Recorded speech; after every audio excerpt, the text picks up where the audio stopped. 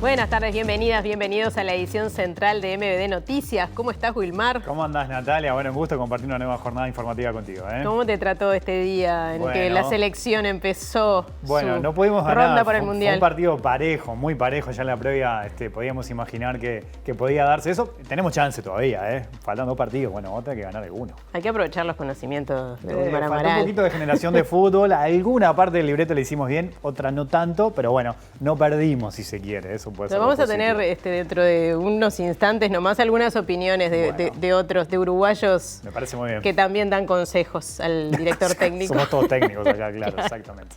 Bueno, y si te parece, empezamos por otro tema que ha venido estando en la portada durante varios días y seguramente seguirá. Hay una nueva polémica por la reforma jubilatoria propuesta y a estudio al Parlamento, propuesta por el gobierno. Autoridades de gobierno justamente plantearon en la comisión especial que analiza el tema en el Senado que esta reforma beneficia a sectores de bajos ingresos. Plantearon que en cualquier escenario la jubilación crece entre 18 y 20% con el futuro esquema y cuestionaron las proyecciones del PIT-CNT, que días atrás mostró que la reforma traería rebajas de entre 10 y 38%. Bueno, esto trajo reacciones, ¿no? Desde la oposición, por ejemplo, el senador frente amplista Eduardo Brenta señaló que la presentación del gobierno se basa en una comparación falaz, ya que la variación de las pasividades se financia con más años de trabajo. Mientras tanto, el senador frente amplista Oscar Andrade planteó en la red social Twitter que propondrá agregar al proyecto de ley que cada trabajador tenga derecho a que se calcule su haber jubilatorio por el actual sistema y el nuevo régimen, eligiendo el que resulte más favorable. Bueno, tendremos el desarrollo de esta información. Y hay otros temas también que los compartimos en los titulares.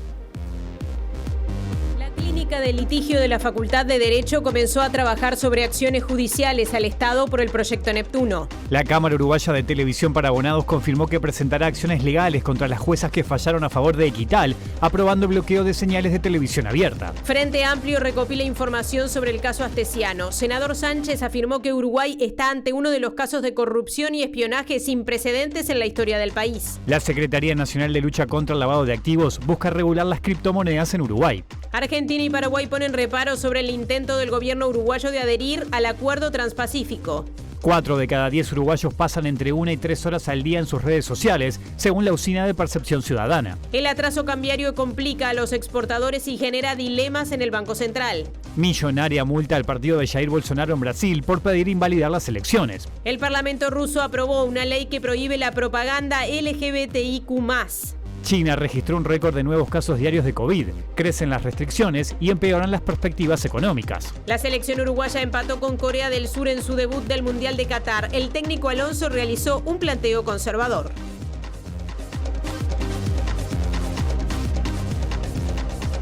Recuerden también que nos pueden seguir a través de la radio de la Universidad de la República, Uniradio 107.7 y también a través de uniradio.edu.uy. Ahora es momento de empezar a recibir a nuestros compañeros que están en distintos móviles y es por eso que le doy paso a Natalia.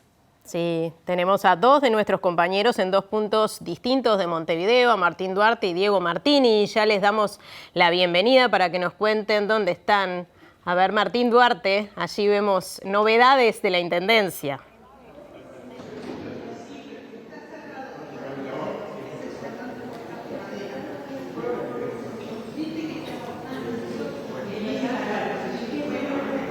Bueno, no lo estamos escuchando, estamos viendo a nuestro compañero Martín Duarte, pero no escuchando, así que mientras tanto vamos a ver dónde está Diego Martini. Diego, contanos, ahí vemos Aula Carlos Vaz Ferreira, ¿dónde estás? No me escuchaban, dice. Aula Vaz Ferreira, pero acá en la Facultad de Humanidades, donde en un rato se va a estar presentando el audiovisual, el documental La Casa de Luisa, una pieza audiovisual que salió del área de extensión, que lo que hace es contar lo que pasó con la Casa de Luisa Cuesta en Mercedes, en Soriano, y nació también del área de extensión y de los colectivos de memoria de Soriano, y una mirada que cuenta todo lo que pasó alrededor de eso, así que en un rato se va a estar presentando por acá. Ya se presentó en Mercedes y bueno, en un ratito la vamos a tener por acá, entonces por la Facultad de Humanidades, así que en un rato les cuento más. Bien, muchas gracias, Diego. Volvemos al contacto con Martín porque te vemos, a ver si ahora también te escuchamos. A ver si ahora estamos por ahí. Natalia, les contábamos que estamos aquí en el Club Iguá, donde en minutos se estarán presentando algunas medidas de tránsito adaptativos que van a estar abarcando concretamente los barrios de Punta Carretas, Pocitos, Buceo y Malvin. Entre ellas se prevé la instalación de 13 semáforos. Va a haber algunos cambios de circulación que, bueno, todo en pro de mejora de la gestión de movilidad en esta zona de Montevideo.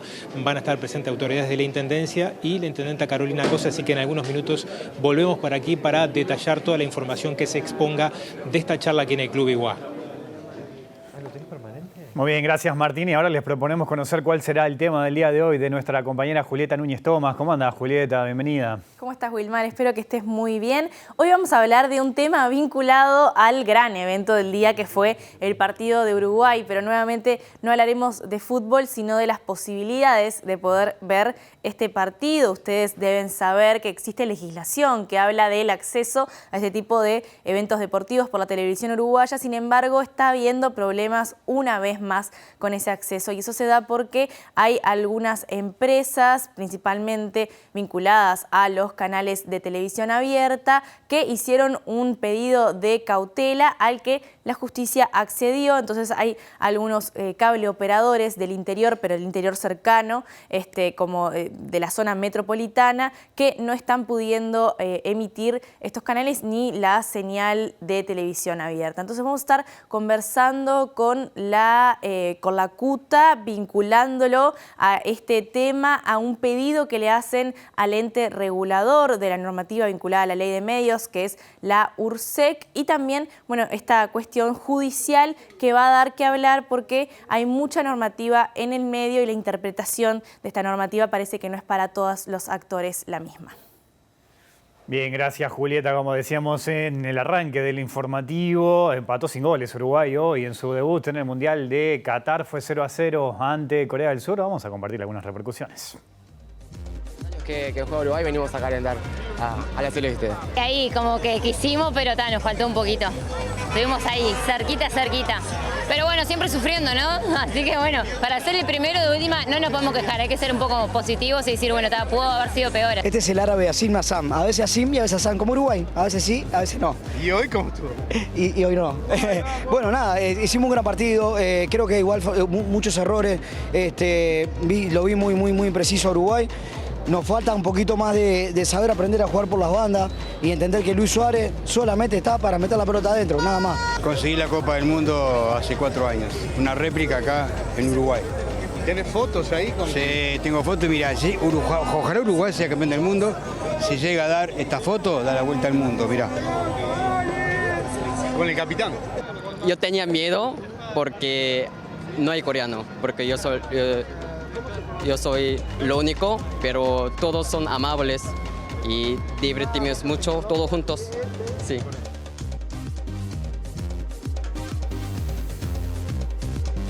Trabajo de nuestro compañero Luca Veloz, que hasta encontró a un ciudadano coreano, ¿no? Mirando en la explanada allí de Montevideo, mirando el partido.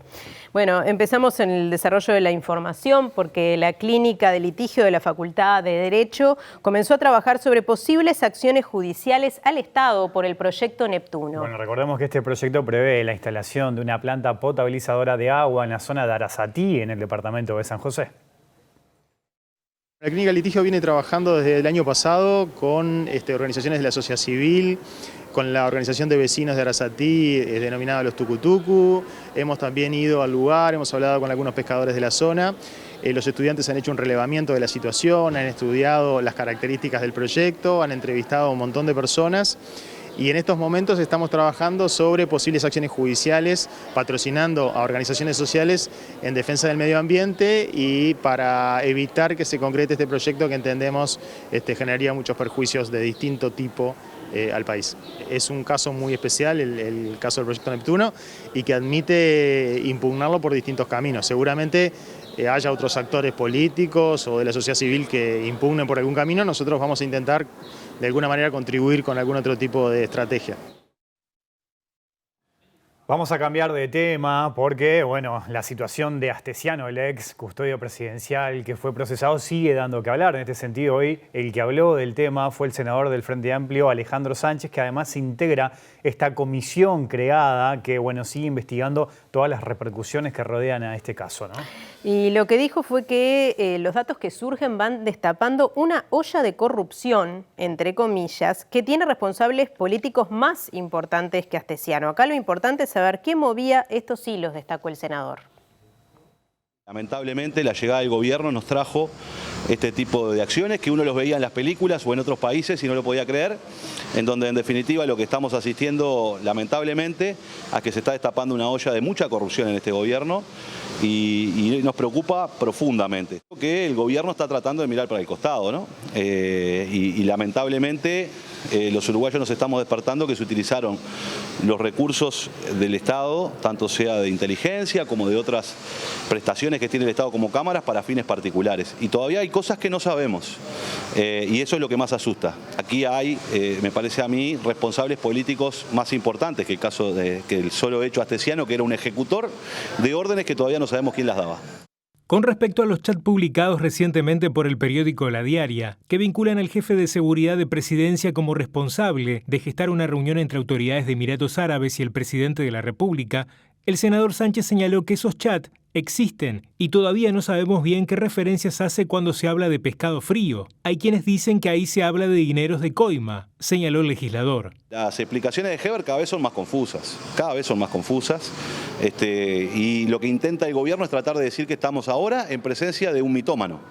No, lo que estamos en presencia es de uno de los engranajes de la corrupción del gobierno. Falta saber quién movía esos hilos. Bueno, y vamos al tema de portada, porque como decíamos, autoridades de gobierno fueron a una comisión del Senado, una comisión que se formó especialmente para analizar el proyecto de reforma previsional, a defender este proyecto. Sí, y además señalaron que se va a dar un aumento en las jubilaciones de un 18 a un 20% de acá al 2043. En un comunicado, Presidencia cuestionó las consideraciones del Frente Amplio y del PIT-CNT que sostienen que los montos de las jubilaciones se afectarán negativamente tras la aprobación de la reforma. Afirmó textualmente que las jubilaciones no solo no van a bajar, sino que se van a mantener o aumentar y aludió a un documento técnico del equipo actuarial del BPS que fue presentado ayer ante la Comisión del Senado que trata el proyecto de reforma por los ministros de Trabajo Pablo Mieres y de Economía Susana Arbeleche, por el presidente del BPS Alfredo Cabrera, el director de la Oficina de Planeamiento y Presupuesto Isaac Alfie y el presidente de la Comisión de Expertos de la Seguridad Social Rodolfo Saldain, entre otras autoridades. El Poder Ejecutivo entiende que en un contexto con cada vez menos personas en edad de trabajar, con una esperanza de vida de 6 a 8 años mayor que cuando se realizó la última reforma de 1995, el aumento de la edad de retiro es clave. Sostuvo que las personas que deberán jubilarse más tarde no tendrán un menor beneficio, sino que bajo todos los supuestos, el beneficio promedio que pagará el sistema es mayor al que paga hoy y también en todos los casos representativos el beneficio promedio es mayor que el actual. Destacó el crecimiento en las jubilaciones más bajas y señaló que en comparación a 2070, en cualquier escenario de ajuste del valor base del suplemento solidario, la jubilación promedio crece en el entorno de un 15%. El gobierno afirmó que cuando la ley entre en vigencia, todos los jubilados tendrán el derecho a trabajar, incluso estando retirados, algo a lo que antes accedían solo unos pocos. Las personas que se jubilen con el nuevo régimen, establecido el análisis por deciles, es decir, por cada 10% de las jubilaciones, van a ganar más que con el régimen actual. Bueno, y seguimos con este tema porque los directores sociales del Banco de Previsión Social se mostraron en contra, ¿no?, de este proyecto de reforma que impulsa el gobierno. El representante de los empresarios en el directorio, José Pereira, sostiene que la reforma es costeada por la gente. Aunque con matices en lo que respecta al orden empresarial y a pasivos y trabajadores, los 3 directores sociales del Banco de Previsión Social cuestionaron el proyecto a estudio en el Parlamento. Nosotros queremos un sistema de seguridad social mucho más solidario que el actual, y justamente venimos de un sector del cual muchos critican o plantean que son de los que tienen privilegio, pero en realidad acá jubilaciones de privilegio tienen la caja bancaria, tienen los militares, tienen los profesionales, tienen los notariales, hay un montón de jubilaciones de privilegio. Y los que están, por ejemplo, industria y comercio, rurales, tenemos jubilaciones de hambre. Eso lo vemos todos los días nosotros en nuestra recorrida del Uruguay. Nosotros hoy nos agarran en la calle porque ya estamos saliendo para el interior del país. Hay gente que vive con menos de 15.000 pesos. A ver, con mucho menos, porque cuando nos muestran el salario son 4.000 pesos. O sea, manejan mejor la economía que los ministros de Economía que han pasado por este país.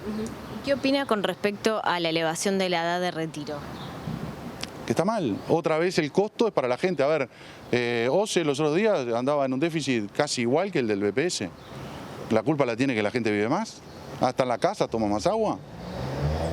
A ver, acá hay una definición del Estado uruguayo y de los actores políticos de gastar menos en la gente. Y el Frente Amplio cuestionó los números presentados por el gobierno en el Parlamento y sostiene que las jubilaciones de las capas medias serán las que más bajarán. Exactamente, y se estimó, según Eduardo Brenta, de que puede llegar a descender hasta un 38%. La oposición entiende que el gobierno incumplió compromisos electorales, la consideración de no alterar la situación de trabajadores actuales y la de no aumentar la edad de retiro de forma obligatoria. Las transformaciones que están planteando, que tienen que ver con la postergación en 5 años de la edad jubilatoria, son los recursos económicos que permiten darle sostenibilidad al sistema. No hay más nadie que aporte más nada, digamos, por ningún mecanismo, más que el trabajador con más aportes durante más años de trabajo. Y esto nos parece esencialmente injusto. En los números que presentó ayer el equipo económico, hubieron claras inconsistencias. Se compararon cómo se jubilaría una persona con 60 años de edad y 30 de trabajo con una persona con 65 años de edad y más de 30 años de trabajo. Esas comparaciones es comparar peras con manzanas. Obviamente que cuanto más trabajes, mejor te vas a jubilar. En los casos de los sectores medios, por ejemplo, una persona que se jubilaría, que hoy gana 60.000 pesos aproximadamente, o 70.000 pesos, se jubilaría con 45.000 pesos con el régimen actual, se va a jubilar con 28.000 pesos. O sea, con un 38% menos de jubilación. Y estos porcentajes oscilan entre el 38 máximo hasta las jubilaciones más bajas, que como tienen un complemento solidario, tendrían una caída inferior. Presenta Mercado Agrícola de Montevideo, en el corazón de un barrio donde late la ciudad. Mercado de Historia, Mercado de Historias. Bueno, ¿qué pasa con la transmisión de los partidos de la selección en los cables del interior? Exactamente, esto es un tema. Del Mundial hablará Julieta, pero no de la pelota, sino de otros asuntos. Te escuchamos, Julieta. De otros asuntos que igualmente son complejos, casi como el 0-0 de hoy, porque está generando muchísima polémica lo vinculado a la emisión de estos partidos, pero en un contexto que excede, digamos, la emisión de estos partidos y que tiene que ver con el vínculo histórico entre los canales abiertos y los cable operadores, esta relación que siempre ha dado mucho de qué hablar. Sin embargo, existe en nuestro país una normativa vigente, que es la Ley de Servicios de Comunicación Audiovisual, que regula tanto lo que tiene que ver con los eventos deportivos como la retransmisión de los canales abiertos, que obviamente tienen un alcance aquí en Montevideo, en los cables privados del interior, pero también cuando pensamos en interior capaz estamos pensando lejísimos y en realidad también estas negociaciones se dan cerquita nuestro, en Pando, en Tala, en Ciudad de la Costa, por ejemplo. Lo que sucede en este momento es que hay problemas en esa negociación y esto fue llevado a la justicia por parte de Equital, que es la empresa que administra los canales 4, 10 y 12, es decir, los canales abiertos de televisión abierta de Montevideo, pidiendo por la justicia una cautela que fue brindada en 2 circunstancias, y ahora vamos a escuchar un poquito más la explicación de lo que sucedió, para cortar o bloquear la señal al momento de la emisión de estos partidos. Pero como les decíamos, la polémica en realidad tiene larga data y excede el tema de la difusión y la televisación de estos partidos, y vamos a escuchar ahora al presidente de la CUTA, que está haciendo, la CUTA en particular, está haciendo varias movidas vinculadas a esto, explicar cuál es la situación que se está viviendo en este momento. Antes de eso, Julieta, vamos a dar paso a uno de nuestros móviles porque está por hablar la intendenta de Montevideo, Carolina Cose. Martín, te vemos, te escuchamos. Bueno, gracias, sí, Martín, gracias, Natalia. Estamos aquí con la intendenta Carolina Cose. Bueno, se van a estar presentando medidas que, bueno, van a modificar el tránsito en la zona de Punta Carretas, Pocitos, Malvin y Buceo. Intendenta, a grandes rasgos, bueno, ¿de dónde partimos en torno a esta serie de acciones que va a tomar la intendencia? Que, entre otras cosas, bueno, hay 13 semáforos con inteligencia artificial que van a estar instalándose en la zona, ¿no? Sí, de lo que partimos es de la consolidación de todos los datos digitales que dispone la Intendencia de Montevideo sobre el movimiento de Montevideo. Hemos construido una plataforma que es pública, la pueden encontrar en el Observatorio de Datos Abiertos de la Intendencia, en la que se consolidan los datos del sistema de transporte metropolitano, los datos de Waze, a través de un convenio que la Intendencia tiene con Waze, y los datos de 400 sensores que tenemos instalados en todo Montevideo. ¿Qué nos permite ver esta plataforma? A todas y todos nosotros nos permite ver los lugares de congestión en distintos horarios, en distintos días. Nos permite elegir calles, analizar el comportamiento de una calle en determinado horario o durante todo el día. En función de esto, nosotros determinamos 10 puntos con más de 60 medidas que incorporamos a nuestro plan de Montevideo se adelanta, los créditos a corto plazo, y lo que estamos haciendo y vamos a seguir haciendo en todos los barrios es ir recorriendo y contándole a vecinas y vecinos algunas esquinas, algunos lugares donde vamos a tomar medidas. ¿Eso quiere decir que las vamos a tomar a partir del mes que viene? No.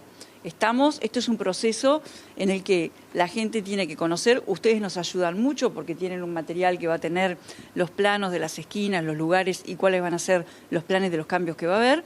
Y cuando empiece el año que viene, vamos ya a empezar obras en varios lugares e instalación de inteligencia artificial en varios semáforos. Acá estamos hablando en concreto, por ejemplo, de lo que tiene que ver con todo el giro en Yauri Solano García, en el Punta Carretas Shopping, con todo lo que tiene que ver el tránsito por 21 de septiembre hasta la Rambla, con la Rambla y Avenida Brasil y Boulevard España, también con Rivera y Propios, si no mal no recuerdo, Luis Alberto Herrera también. Hay varios puntos de acá a Buceo. Acá vamos a hacer una primera presentación, pero vamos a seguir recorriendo Punta Carretas, Pocitos, Malvin, Buceo, convocando a los vecinos porque las obras van a empezar después de la licencia de la construcción y ahí vamos a incentivar la comunicación. Vamos a usar las redes, a pedirles a ustedes ayuda con una estrategia que es usual para la Intendencia, de ir avisando cuáles van a ser los cambios y preparándolos. Por ejemplo, uno de los cambios que vamos a hacer es flechar 21 de septiembre. Para flechar 21 de septiembre tenemos que tener la paralela en condiciones. Entonces, hasta que no terminemos la obra de la paralela, no podemos poner en marcha todo el paquete, ¿verdad? Entonces, es un proceso que estamos compartiendo con vecinas y vecinos. Hace un par de meses lo compartimos en todo el área de Tres Cruces, que es un distrito de salud, ¿verdad? Muy importante y con problemas de congestión. Y bueno, ahora vamos a seguir por esta parte de la ciudad. Pero vamos a repetir esta reunión varias veces para explicarlo mejor, porque siempre los vecinos nos devuelven valor, nos devuelven preguntas interesantes y aportes. Así que bueno, esa es un poco la novedad. ¿Cuánto asciende la inversión que va a hacer la Intendencia en esta zona? La intendenta Carolina Cose y ahora volvemos con nuestra compañera Julieta Núñez Tomás. Es así, pero antes de continuar con el informe vamos a hacer lo que prometíamos antes. Vamos a escuchar a Washington Melo, el presidente de la Cámara Uruguaya de Televisión para Abonados, explicando cuál es la situación legal en términos de retransmisión y de bloqueo de señal. Nosotros estamos pidiendo concretamente, le hemos pedido al ORSEC un par de cosas.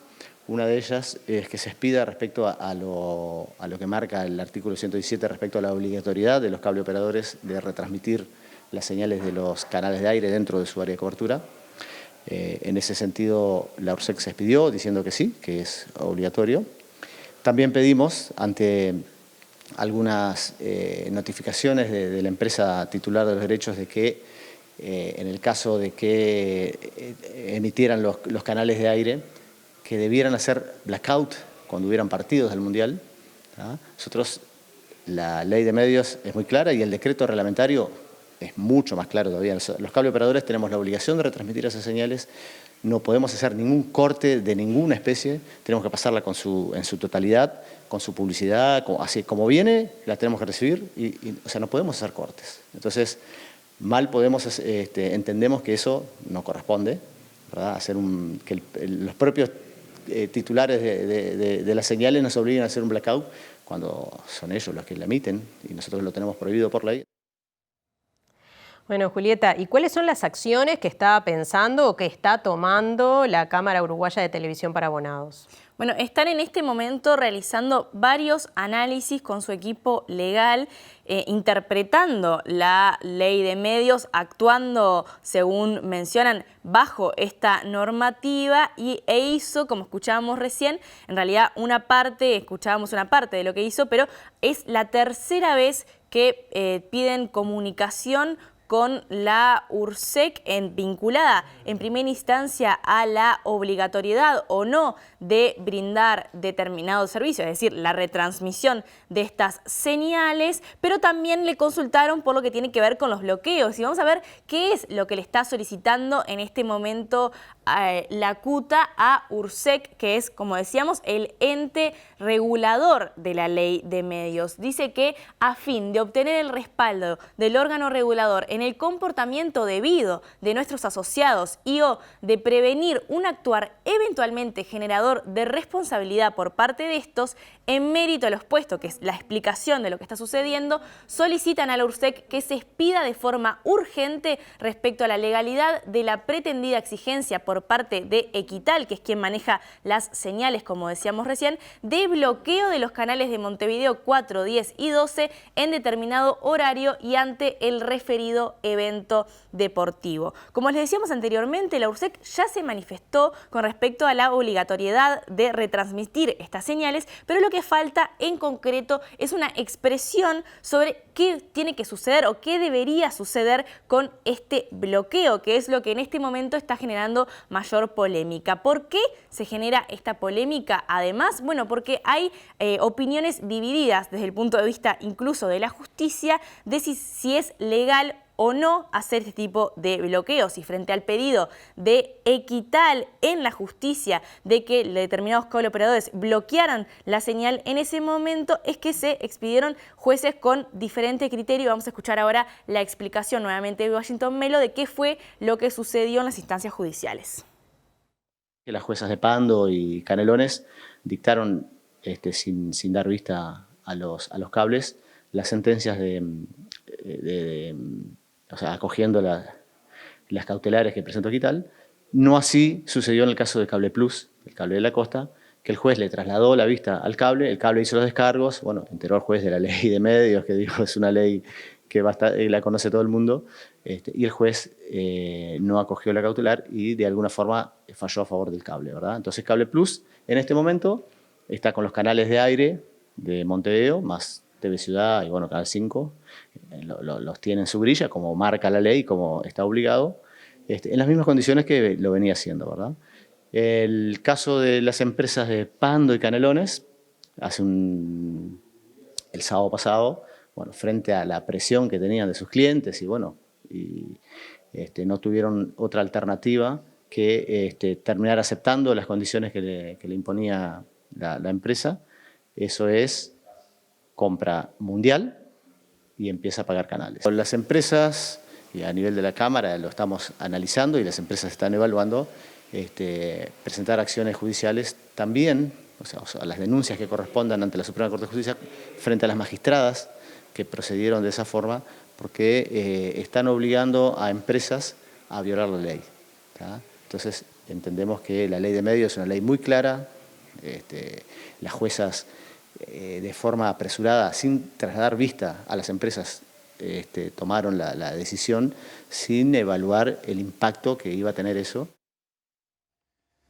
Ahora, Julieta, ¿qué vinculación tiene esto con la ley de medios? Bueno, en realidad, como ya sabemos, la ley de medios es algo que se viene debatiendo ampliamente. Hay una legislación vigente que es la que tiene todo esto que estamos discutiendo en este momento, pero también hay una propuesta de nueva legislación que sustituiría la legislación vigente, y en ese sentido hay algunas modificaciones del sistema actual y de la ley vigente propuesta para atender esta situación, porque como escuchábamos recién a Washington Melo, desde la Cámara Uruguaya de Televisión para Abonados entienden que hay una asimetría de poder en este tipo de negociación. Entienden además que la obligación que hacen estas señales de comprarlas en paquete, en bloque, es decir, comprar 4, 10 y 12 todas juntas o ninguna, es un abuso, y que frente a la obligación que tienen por ley de retransmitir esto, es un poco complejo, que no pueden acceder a formas, bueno, un poco más transparentes de negociar el precio de estas señales que sí o sí por ley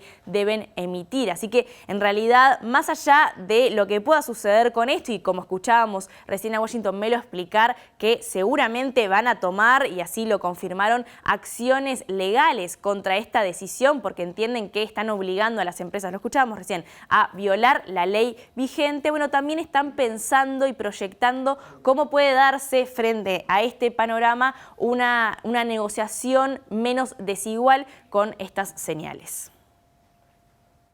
Nosotros lo que planteamos es que justamente ahora en esta nueva ley de medios que se está estudiando en el Parlamento, que se tenga en cuenta todas estas cosas que ha pasado en todos estos años.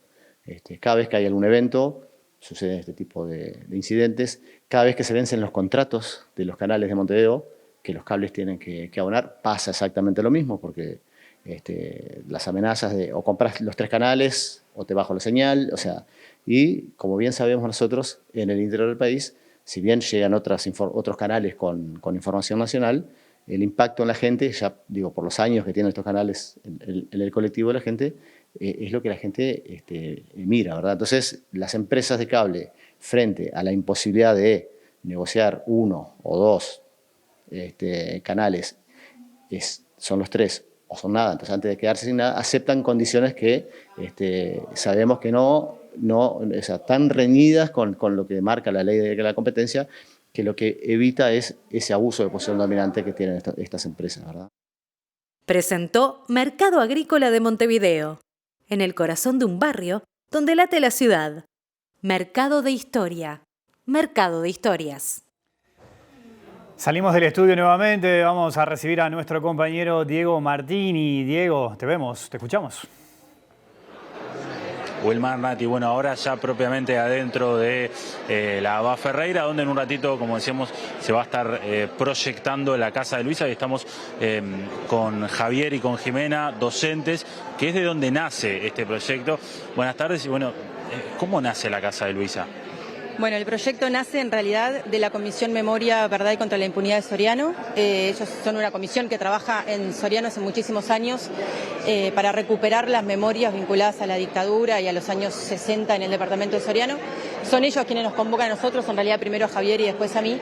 Y a partir de ahí creamos un proyecto conjunto de extensión universitaria para recuperar las experiencias vividas en el entorno de la Casa de Luisa Cuesta, que bueno, entre el principio de los años 50 y hasta el golpe de Estado, vivió en Mercedes. ¿Cómo fue el proceso, Javier? Bueno, fue un proceso largo que empezamos con la redacción del proyecto desde mediados del año pasado, y después que fue aprobado empezamos los viajes a Mercedes, las entrevistas, que hicimos más de 22 en todo el plazo. En un principio no iba a ser un audiovisual para nada, iban a ser recoger testimonios para conocer lo que había pasado en ese lugar, y con Luisa, antes de ser la madre de un desaparecido, que era la idea que tenía la gente de Soriano.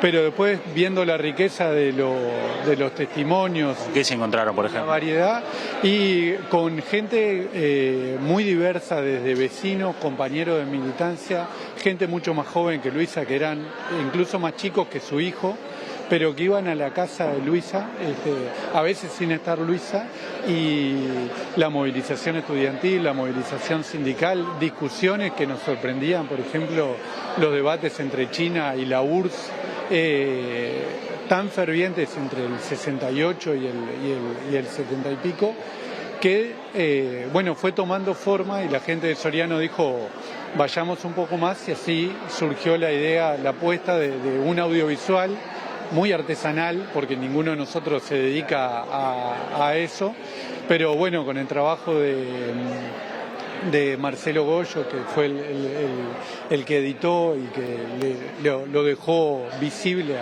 a tantas entrevistas, que no es fácil. Creemos que quedó un producto interesante que abre un montón de puertas para seguir. Mira, ya lo pasaron en Mercedes, ¿no? Sí. ¿Cómo reaccionó la gente allí por allí? Bueno, la verdad que fue bastante emocionante. Fue el 5 de noviembre en el cine de Mercedes. La sala estaba colmada. Incluso, bueno, nosotros terminamos sentados en el piso en la primera fila. Y lo que sucedió fue interesante porque después de la proyección del documental abrimos un poco a una mesa, un intercambio. Y ahí siguieron saliendo relatos y anécdotas sobre Luisa, sobre su hijo, sobre su vida en esa etapa. Para cerrar, bueno, ahora se va a estar transmitiendo acá en Humanidades, pero después ¿dónde va a quedar disponible para verse? Bueno, por ahora la idea es que se proyecte, digamos, estamos a disposición para que nos convoquen desde todos los lugares donde se quiera proyectar. Tenemos ya algunos pedidos en otros departamentos y después posiblemente quedará online, pero todavía no sabemos cuándo. Con estas palabras entonces, recordamos, estamos en la Facultad de Humanidades, en la Sala Bá Ferreira, se va a estar transmitiendo entonces un ratito La Casa de Luisa. Bueno, bien, muchas gracias Diego, y ahora vamos a nuestra columna económica. Exactamente, ya está Germán de Agosto, que va a hablar de atraso cambiario. ¿Cómo anda, Germán? Bienvenido. ¿Cómo anda? Muchas gracias. Sí, vamos a complementar la exposición que hizo Juli ayer. Sí, ahora vamos a analizar en primer lugar, lo que vamos a ver es cómo vienen evolucionando las exportaciones. ¿Sí? Esto es una de las manifestaciones del problema que estamos abordando en relación al atraso cambiario. Lo que tenemos acá es un montón de meses, hasta el mes de septiembre, con un dinamismo exportador sumamente relevante, con tasas de crecimiento interanual del entorno del 40-50%. Pero acá ya el mundo empieza a darse vuelta, eso es, en otras palabras, el mundo empieza a ser más desfavorable para un país como el nuestro, y eso se empieza a manifestar justamente en el dinamismo de las exportaciones. Tenemos un crecimiento nulo en septiembre, tenemos una caída del 6% en octubre que analizamos acá, y ahora tenemos datos correspondientes a la primera quincena de noviembre que justamente marcan una caída del 22% en relación a la misma quincena del año 2021. ¿Sí? Así que esta es como la manifestación del fenómeno que hoy estamos analizando, que es el atraso cambiario. Ahora bien, vamos a la segunda placa. Y esto lo que estamos viendo acá es el tipo de cambio real. ¿Sí? Ayer con Juli desarrollaron lo que era el tipo de cambio nominal, ¿sí? Pero esta dimensión, como bien mencionó ayer Juli, ¿sí? Lo que nos da es una perspectiva relacionada a la competitividad precio, porque incorpora, además de los movimientos del tipo de cambio, también los efectos de la inflación en las economías que estamos comparando. Entonces, ¿qué es lo que estamos viendo acá? Bueno, ¿cuánto varió este indicador de competitividad que se llama tipo de cambio real en relación a diciembre del año anterior? ¿Sí? Básicamente cayó en términos globales, es decir, contra todo el universo de economías relevantes que considera el Banco Central. Cayó casi un 20% con los países extrarregión, que son relevantes desde nuestra perspectiva. También cae con Estados Unidos, cae con Alemania. ¿Sí? Estos son algunos países seleccionados que presenta el Banco Central. Y en particular cae un 20% con China, nuestro principal socio comercial. Así que esto justamente lo que está marcando, ¿sí? Es ese fenómeno de atraso cambiario en relación a lo que está pasando con el tipo de cambio real. Eso afecta, o sea, eso significa que se afecte la competitividad. Esto significa estar reflejando una afectación de la competitividad, o lo que es lo mismo decir, está mostrando el encarecimiento relativo de nuestra economía respecto a las referencias que justamente estamos recogiendo. Y si damos una plaquita más, ahora vamos a ver nuestras referencias regionales. Y acá, en lugar de estar mirando lo que pasó en relación al mes de diciembre, es lo que se acumula en el año, acá estamos viendo la historia desde el año 2003 de lo que sería nuestra competitividad a medida a partir de este indicador. ¿Sí? En blanco tenemos a Brasil Y básicamente la línea roja lo que marca es el promedio histórico. Es una medida que tiene limitantes, pero que no deja de ser ilustrativa del fenómeno que estamos intentando reflejar.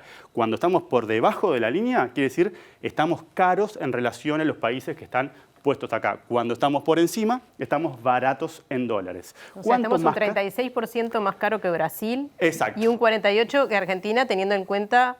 Bueno, 48 y con dólar blue 52. Que es lo que publica el Banco Central. Si lo ajustamos por el dólar blue, estamos todavía más caros, más de 50% caros, de nuevo, en relación al promedio histórico que tiene sus limitantes como punto de comparación, pero no deja de ser una distancia ilustrativa del fenómeno que estamos intentando capturar. Ahora vamos a avanzar un poquito más a la próxima placa y lo que vamos a ver, volvemos al tipo de cambio nominal. Este es el famoso 40 pesos, 39 pesos, pero lo que tenemos es la variación interanual de cada mes, ¿sí?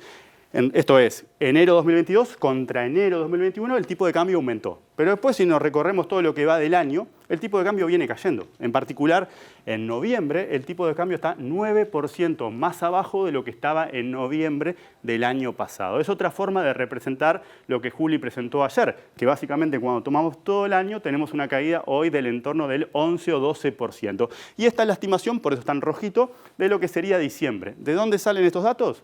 Esta es la encuesta de expectativas que realiza mensualmente el Banco Central, donde agarra un conjunto de analistas y les pregunta sobre muchas variables. En particular les pregunta, ¿cuánto va a estar el tipo de cambio en diciembre de 2022? Ellos dicen, y acá estamos viendo el promedio o la mediana de las respuestas. Y lo mismo con este caso, ¿sí? Básicamente lo que es importante, y ahora pasamos a la siguiente placa, desaceleramos un poco, ¿sí?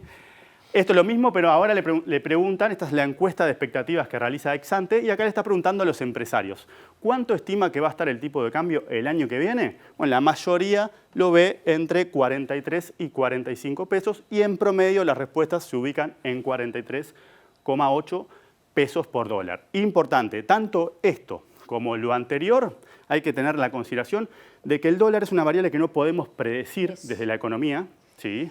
Pese a que ahora, cuando el dólar sube mucho o cuando baja mucho como ahora, me llueven mensajes de qué hacer de amigos. Compro dólares, vendo dólares, ¿sí? Claro. Y la respuesta que yo le doy es, si lo supiera, probablemente no estaría acá, estaría en Qatar, ahora quizás. Así que eso es otra forma de decir que básicamente no hay un modelo que predizca esto. Estos son conjeturas, ya sea de analistas o ya sea de empresarios, porque cuando se predice el dólar no se puede aprender de los errores que se cometen, como sí sucede con el crecimiento, con la inflación y con otros indicadores que sí los economistas tienen herramientas para predecir, pero esto es una conjetura, ¿sí? Esto es básicamente algo que se necesita hacer porque el dólar es sumamente relevante en una economía como la nuestra, pero no se debe tomar como una proyección. Lo que viene pasando en 2022 es justamente la muestra de uno puede pensar que el dólar debe ir hacia un lado, pero lo que pasó es que fue hacia el otro. Es lo que estamos viendo a contrapelo del mundo y tiene que ver con nuestra dificultad para invocarle, ¿sí? En términos técnicos, a esta variable. Ahora vamos... Término bien técnico, ¿no? Bien técnico, bien sofisticado, bien académico. Pero, ¿y qué pasa con...? Bueno, seguramente hables de eso ahora, o sea, de la intervención del Banco Central. ¿Por qué se pide desde algunos sectores un cambio en la política monetaria o que el Banco Central intervenga? Si bien no se puede saber lo que va a pasar con el dólar, ¿sí se puede incidir? Sí, vamos a ver, ahora en la próxima placa, y esto va a ser un poquito entreverado, pero justamente es relevante, acá lo tenemos, vamos a concentrarnos primero en la parte verde. ¿Sí? Esto sería como la perilla del dinero, como lo puse Juli ayer. Sí. ¿Sí? Esto se puede mover en dos direcciones, o la tasa de interés puede aumentar, ¿sí? O puede disminuir. ¿Qué es la tasa de interés? Es básicamente la tasa a la que se prestan los bancos, ¿sí? Y por ende es la tasa de referencia para el resto de la economía. Cuanto más alta es la tasa de referencia, más en cascada derrama hacia el resto de las tasas, ¿sí? Entonces, cuando baja la tasa de interés, por ejemplo, lo que pasó en el año 2020, acá y en el mundo, lo que se está haciendo es, se está poniendo el foco en la actividad económica. Yo bajo el precio del dinero, ¿sí? Y si alguien se quiere comprar un televisor para ver el Mundial, ¿sí? Pedir un crédito le va a resultar más barato, porque justamente la tasa que va a pagar de interés tiene que ver con la tasa de referencia. Entonces, esto favorece al consumo y también favorece a la inversión, porque de vuelta es más barato financiarse, ¿sí? Así que cuando el foco está puesto en la actividad, lo que tenemos es lo que sería política monetaria expansiva, ¿sí? Yo contribuyo a la liquidez en la economía reduciendo el precio del dinero. Ahora bien, lo que está pasando ahora, acá y en otros países, es que los bancos centrales, justamente para combatir la inflación, están aumentando el precio del dinero. ¿Qué pasa cuando yo aumento el precio del dinero? Básicamente, lo contrario a lo que estamos analizando. El crédito es más caro, eso le pega al consumo, le pega a la inversión y en particular tiene un efecto sobre el tipo de cambio a la baja, que es acá donde vienen los reclamos y las críticas, que son con foco en el Banco Central y con foco en esta estrategia que estamos analizando. Piénsenlo de alguna manera así. Un inversor, sea un banco, la SAFAP o inversores que realmente pueden mover el mercado, ¿sí? Tiene para invertir en 2 portafolios, títulos en pesos o títulos en dólares. Cuando sube la tasa de interés y es más alta la tasa de interés, lo pueden pensar como que es el retorno de las inversiones en pesos. Entonces, cuanto más alta es la tasa de interés, más atractivo resulta invertir justamente en títulos que están denominados en dólares. Por ejemplo, las letras de regulación monetaria que emite el Banco Central. ¿Qué es lo que hacen entonces estos agentes? Bueno, venden sus posiciones en dólares, ¿sí? Y se mueven a los pesos. Entonces, cuando venden su posición en dólares, lo que hace es aumenta los dólares que andan en la vuelta, y cuando aumentan los dólares que andan en la vuelta, ¿sí? Eso supone una caída del precio, porque es un bien que se convierte en más abundante. Entonces, por eso es que las críticas vienen sobre la política monetaria, que básicamente es que deje de aumentar la tasa de interés. ¿Por qué aumenta la tasa de interés? Porque la inflación sigue estando al 9%. Y porque es la única herramienta. Entonces, ahí es donde se encuentran las dos visiones. Los que consideran que el costo a pagar por bajar la inflación es muy alto en términos de consumo, en términos de inversión y en términos de competitividad. Y los que entienden que, bueno, el Banco Central lo que tiene que hacer es justamente concentrarse ahí, ¿sí? Entonces, hay que pagar un costo para bajar esa inflación. Y entonces, en esa estamos, con esas dos posiciones que de alguna manera quedaron esquemáticamente reflejadas en este sentido, pero este sería el canal de transmisión por los cuales las críticas por la caída del tipo de cambio se dirigen hacia la política monetaria del Banco Central. Que por ahora no está previsto que cambie.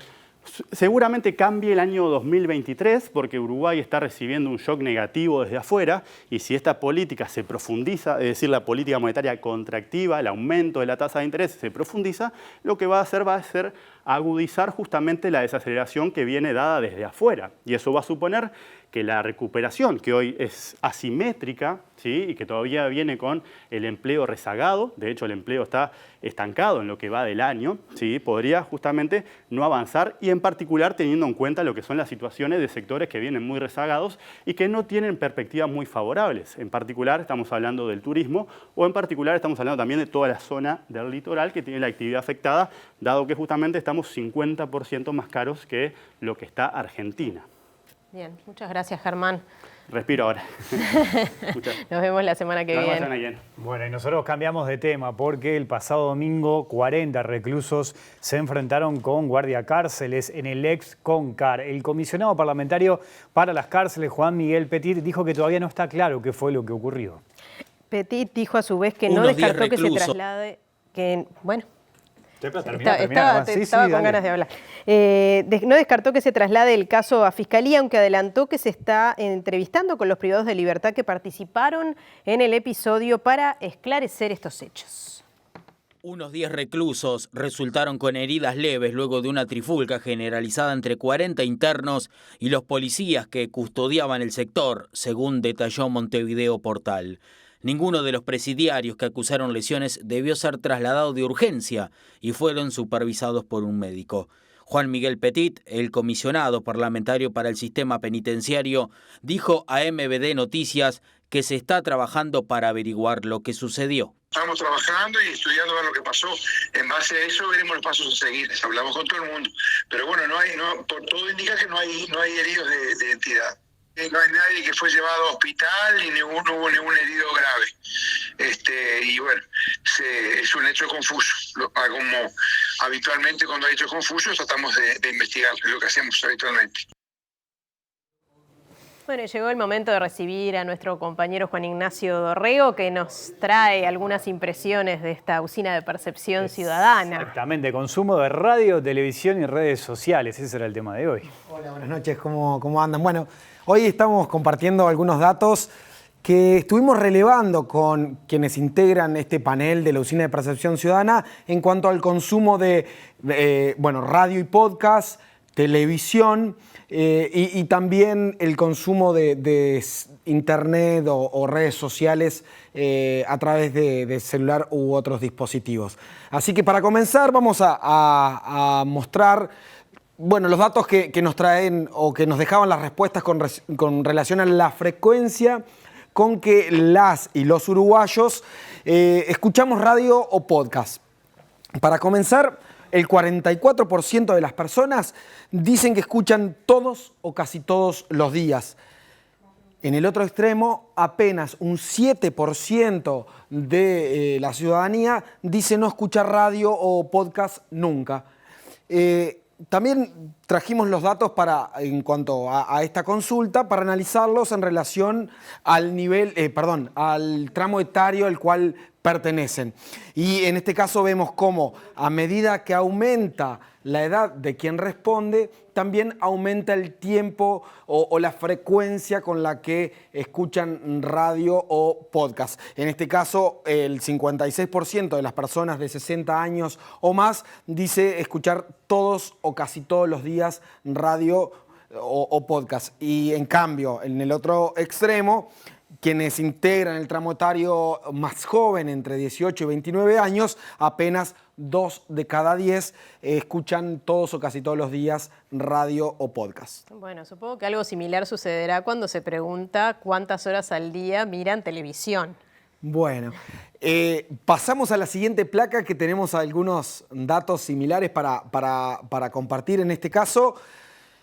Les preguntamos cuántas horas de televisión miramos las y los uruguayos al día, y en este caso aquellos que miran entre 1 hora y 3 horas son el 37% de las personas que integran en este panel.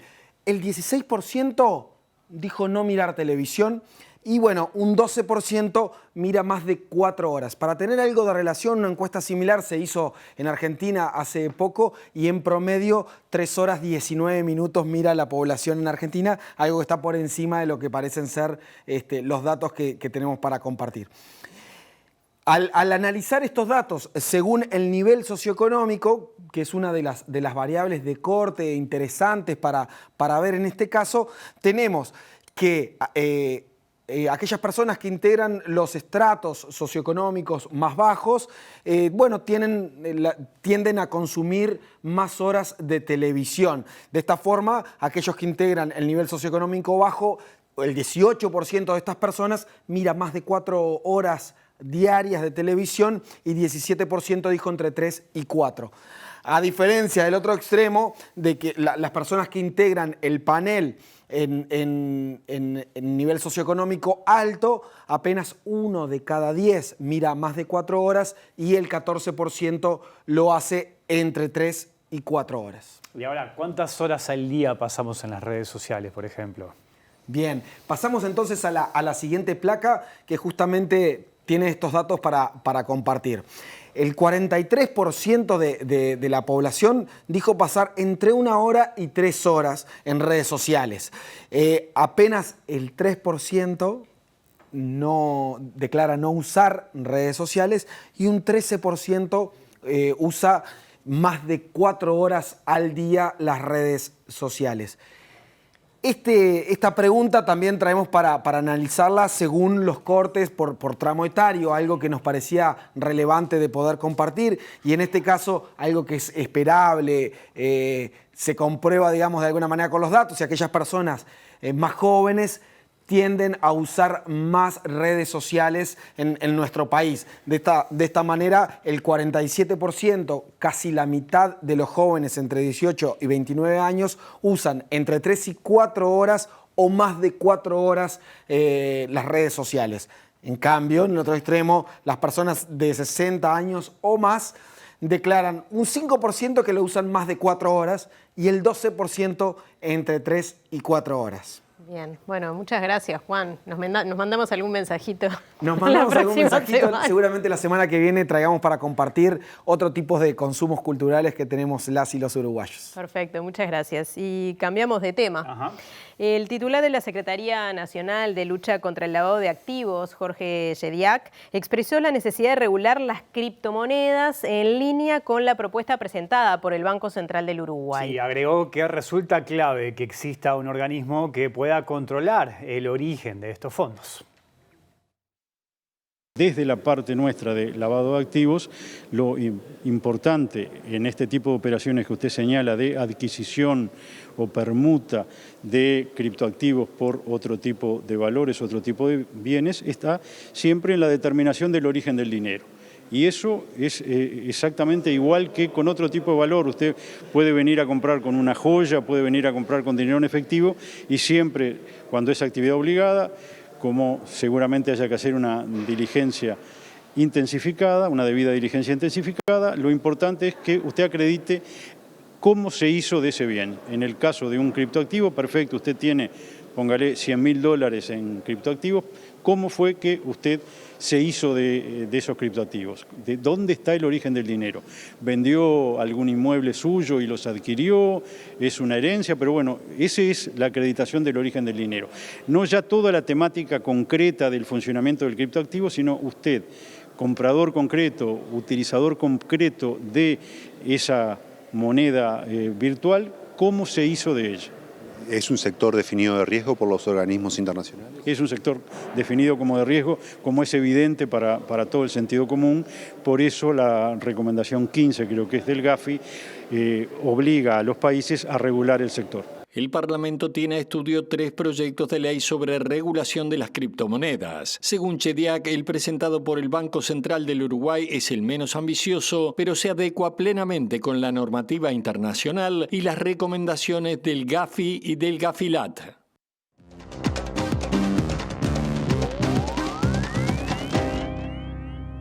¿Qué tal? Buenas noches. Hablamos de lo que está pasando en el mundo y comenzamos en China, donde las restricciones se vienen aplicando a partir de un crecimiento exponencial de los casos de COVID, incluso algunas muertes que se han registrado.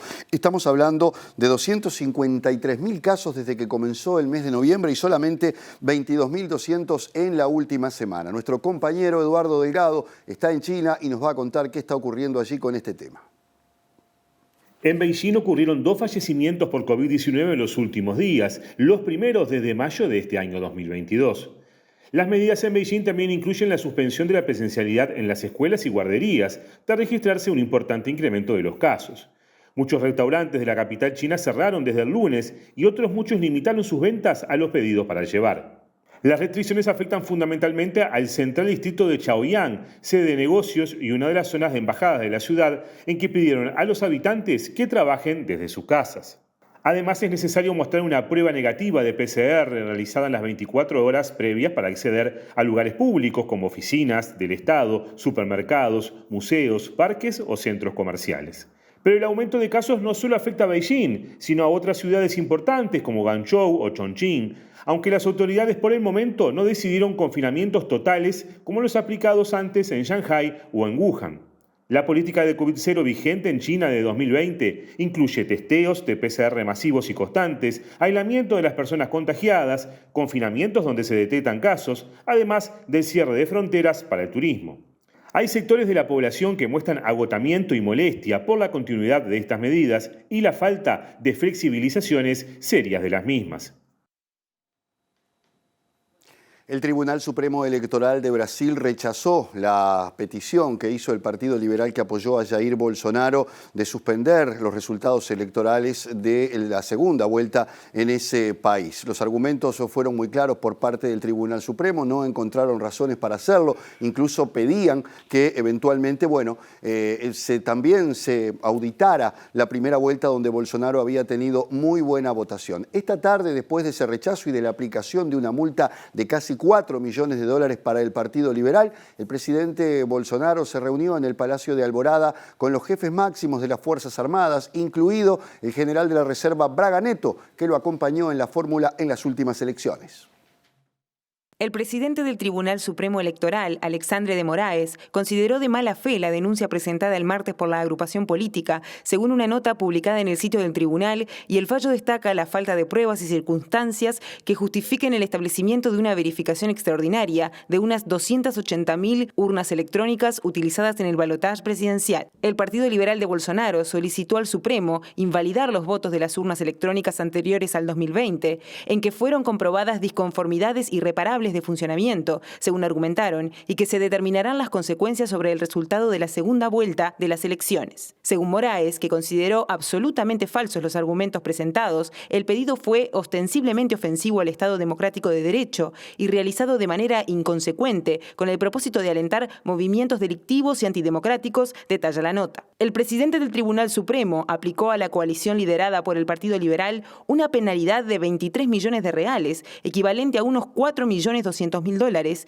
y pidió investigar la responsabilidad de Valdemar da Costa Neto, presidente del grupo político, y Carlos César Moretson Rocha, presidente del Instituto Voto Legal, que fundamentó el cuestionamiento. La energía eléctrica y el agua se van restableciendo paulatinamente en algunos lugares de Ucrania, pero con muchas dificultades a raíz de la andanada de bombardeos que ha realizado Rusia sobre el territorio ucraniano. También los países más cercanos, estamos hablando de Polonia, Eslovaquia, Hungría, Chequia, están pidiendo ayuda ante eventualmente lo que puede ser una fuerte llegada de refugiados a partir del inminente invierno que está generando muchísimos problemas. Estados Unidos ha acusado a Rusia de usarlo como arma de guerra. Con millones de ucranianos soportando temperaturas bajo cero en sus hogares, las autoridades locales se apresuran a restaurar la energía y la calefacción en medio de la nueva avalancha de ataques aéreos que destruyeron parte de infraestructura energética en el oeste del país y dejaron a más de 2/3 de Kiev sin electricidad ni agua. Y entre los avances graduales que los expertos del país alcanzaron este jueves se encuentra la reconexión de 3 plantas de energía nuclear. La compañía estatal de transmisión de electricidad de Ucrania, Ukrenergo, anunció hoy que el suministro energético en el país está volviendo gradualmente a funcionar, primero con la reactivación de las centrales térmicas, después con las hidroeléctricas y luego las nucleares. La situación con el suministro de energía sigue siendo difícil pero bajo control, según comunicó la empresa en redes sociales, y destacó que debido a los detalles del ataque que provocó el cierre de las plantas de energía nuclear, la restauración de la misma en el país llevará más tiempo que después de los ataques anteriores y que para mantener la operatividad se seguirán aplicando horarios de restricciones de consumo. Ante la intensificación de los bombardeos rusos en Ucrania y la llegada del invierno, la República Checa, Polonia, Hungría y Eslovaquia prevén la llegada de una nueva oleada de refugiados e instaron a la Comisión Europea a que les proporcione ayuda adicional rápida para acogerlos, solicitud que se produce un día antes de la reunión extraordinaria sobre migración que los ministros de Interior de los 27 países celebrarán este viernes en Bruselas. La Cámara Baja rusa, o la Duma, como también se le conoce, aprobó una ley que amplía las restricciones que existen para la promoción LGTB+ en los medios de comunicación. Estamos hablando de internet, canales y demás. Es una ley del año 2013 que ya de por sí era restrictiva en un ámbito donde las personas con estas opciones sufren no solamente discriminación, sino muchos ataques y violencia. Rusia acusa a Occidente y a Estados Unidos de promover la oscuridad dentro de su sociedad. El jefe de la Cámara Baja del Parlamento ruso, Vyacheslav Volodin, en un comunicado, dijo que la promoción de las relaciones sexuales no tradicionales está prohibida y que es una solución que protegerá a sus hijos y al futuro del país de la oscuridad difundida por Estados Unidos y los países europeos, agregando que las multas ascienden a 10 millones de rublos, unos 160.000 euros para los infractores. Esta nueva ley, que es una versión ampliada de un texto del 2013 que prohíbe la propaganda LGTB+ hacia los menores, prohíbe ahora la propaganda de relaciones sexuales no tradicionales, la pedofilia y la reasignación de género entre todos los públicos en los medios de comunicación, en Internet, en libros y películas. Este amplio ámbito de aplicación, así como la amplia interpretación permitida por el vago concepto de promoción, hacen temer una mayor represión de las comunidades LGTB+ en Rusia, que ya son objeto de una fuerte discriminación. Para que el texto se convierta en ley, aún debe ser validado por la Cámara Alta del Parlamento, el Consejo de la Federación y además debe ser firmado por el presidente Vladimir Putin, trámites formales pero necesarios para ser ley.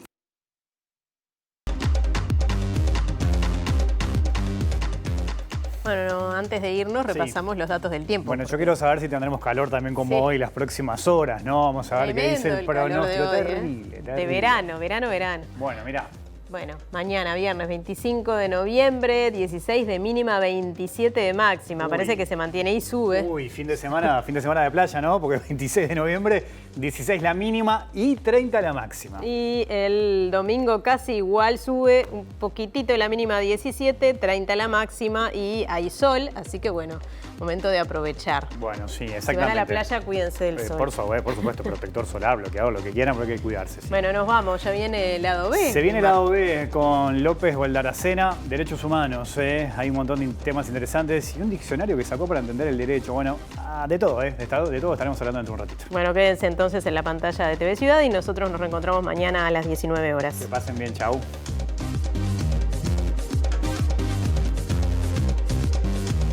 La Clínica de Litigio de la Facultad de Derecho comenzó a trabajar sobre acciones judiciales al Estado por el proyecto Neptuno. La Cámara Uruguaya de Televisión para Abonados confirmó que presentará acciones legales contra las juezas que fallaron a favor de Equital, aprobando bloqueo de señales de televisión abierta. Frente Amplio recopila información sobre el caso Astesiano. Senador Sánchez afirmó que Uruguay está ante uno de los casos de corrupción y espionaje sin precedentes en la historia del país. La Secretaría Nacional de Lucha contra el Lavado de Activos busca regular las criptomonedas en Uruguay. Argentina y Paraguay ponen reparo sobre el intento del gobierno uruguayo de adherir al Acuerdo Transpacífico. 4 de cada 10 uruguayos pasan entre 1 y 3 horas al día en sus redes sociales, según la Usina de Percepción Ciudadana. El atraso cambiario complica a los exportadores y genera dilemas en el Banco Central. Millonaria multa al partido de Jair Bolsonaro en Brasil por pedir invalidar las elecciones. El Parlamento ruso aprobó una ley que prohíbe la propaganda LGBTIQ+.